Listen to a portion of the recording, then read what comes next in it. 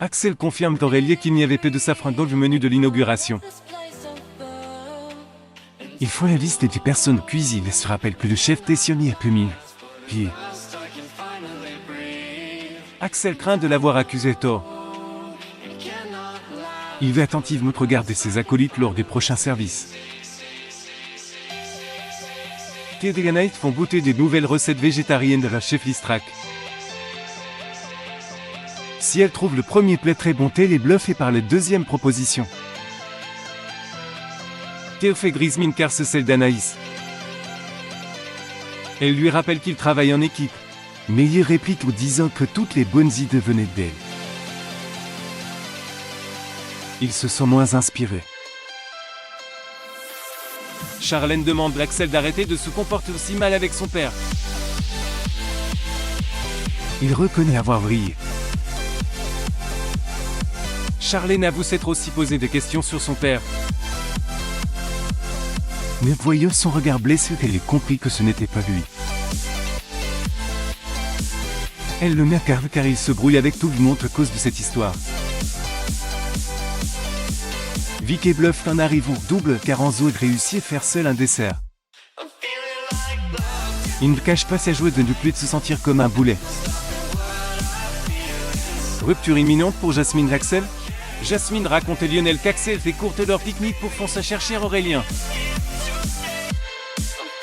Elle regrette d'avoir organisé ce rendez-vous. Lionel confirme que son ami a abusé qu'il vrille. Jasmine se pose des questions sur son couple et pense rompre car Axel n'arrête pas de lui briser le cœur. Kibo surprend tes conversations. Axel observe attentivement les brigades pendant le service.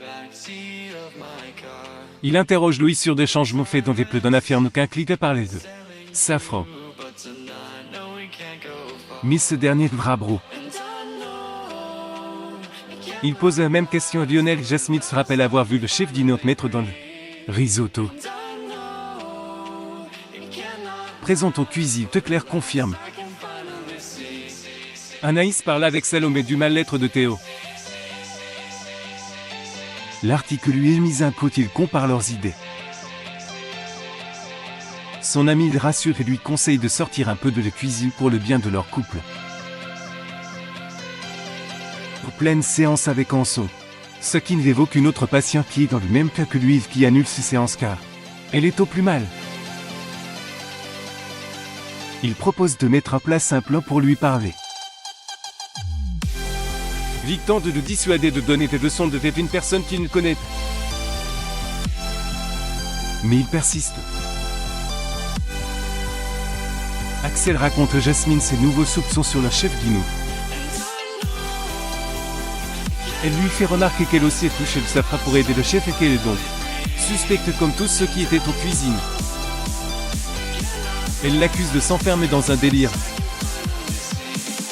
Les patients d'optique directement face au plan mis en place par l'équipe de Kanzo.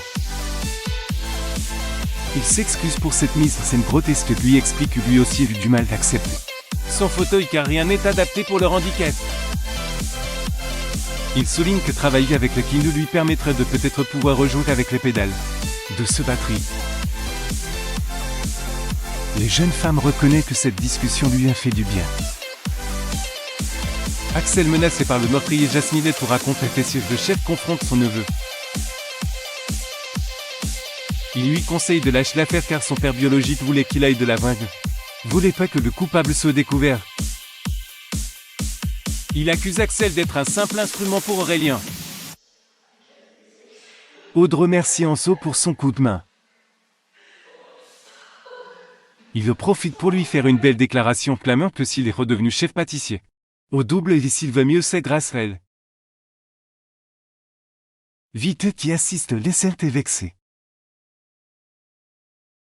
Après un moment deux des plages Anaïs était au Veau Coffee Shop. Lorsque le jeune chef Tessier demande de manger quelque chose, Léonard lui sert le plat qu'il s'est préparé pour lui-même. Sa réalisation intéressante et très beau de ce qui réjouit Léonard. Alors qu'il est sous les douches d'Axel entend du bruit dans sa chambre. Couvre un message de menace écrit de rouge à lèvres sur son miroir, t'arrête de fouiller. Lire également ici tout comment fou ton tonton est capable de tout. Surtout quand il doit sauver sa Paul résume en avance du premier tout cet épisode d'ici tout. Commencez te voir mercredi à 18h30.